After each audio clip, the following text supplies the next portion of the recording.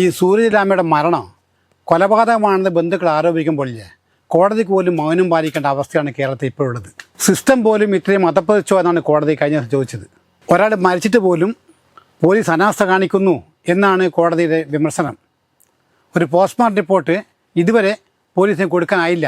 അതാണ് കോടതി വിമർശിച്ചത്. കുവൈത്തിൽ നിന്നും വഴിതെറ്റി വന്ന് കേരളത്തിലെ കൊച്ചിയിലെത്തിയ സൂരജ് ഒടുവിൽ അദ്ദേഹത്തിന് മൃതദേഹം കളമശ്ശേരിയിൽ നിന്ന് കണ്ടെത്തുകയുണ്ടായത്. ഇതൊരു മിസ്സിംഗ് കേസല്ല, ഇതൊരു കൊലപാതകമാണ് എന്നാണ് അവരുടെ ബന്ധുക്കൾ ആരോപിക്കുന്നത്. കൃത്യസമയത്ത് ആശുപത്രിയിൽ നിന്ന് ഒരു ഡ്രിപ്പം കൊടുത്തിരുന്നെങ്കിൽ അദ്ദേഹത്തിന് ഇങ്ങനെ സംഭവിക്കില്ലായിരുന്നു എന്നാണ് ബന്ധുക്കൾ പറയുന്നത്. അതിന് പറ്റിയ പോലീസ് സംവിധാനമോ സിസ്റ്റമോ ഇവിടെ ഇല്ല എന്നാണ് നമ്മൾ മനസ്സിലാക്കേണ്ടത്. അദ്ദേഹത്തെ കണ്ടെത്തിയ അപ്പം തന്നെ അദ്ദേഹത്തെ ആശുപത്രിയിൽ കൊണ്ടുപോകാനോ അതിനുള്ള ചികിത്സ നടത്താനോ ഒന്നും പോലീസ് തയ്യാറായിട്ടില്ല. പരാതി കിട്ടിയ ഉടൻ തന്നെ ഒരു നടപടിയും സ്വീകരിച്ചിട്ടില്ല. പോലീസിന് വേണമെങ്കിൽ വിമാനത്താവളം മുതൽ ഇങ്ങോട്ടുള്ള CCTV ദൃശ്യങ്ങൾ പരിശോധിച്ചാൽ അദ്ദേഹം എവിടെ പോയെന്നും അതിൻ്റെ കാര്യങ്ങളൊക്കെ വ്യക്തമായിട്ടും അറിയാമായിരുന്നു.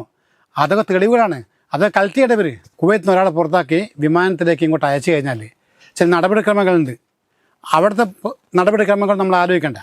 ഇവിടുത്തെ നടപടിക്രമങ്ങളുണ്ട്.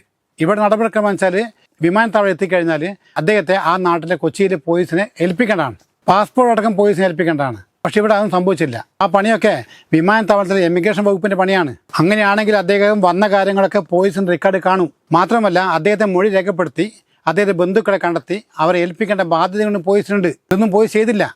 അഥവാ ബന്ധുക്കളെ കണ്ടെത്താൻ കഴിഞ്ഞില്ല എന്ത് ചെയ്യണം? ഇവിടെ താമസിപ്പിക്കാൻ ഏർപ്പാടുണ്ടാക്കണ്ടേ? അതും പോലീസ് ചെയ്തില്ല.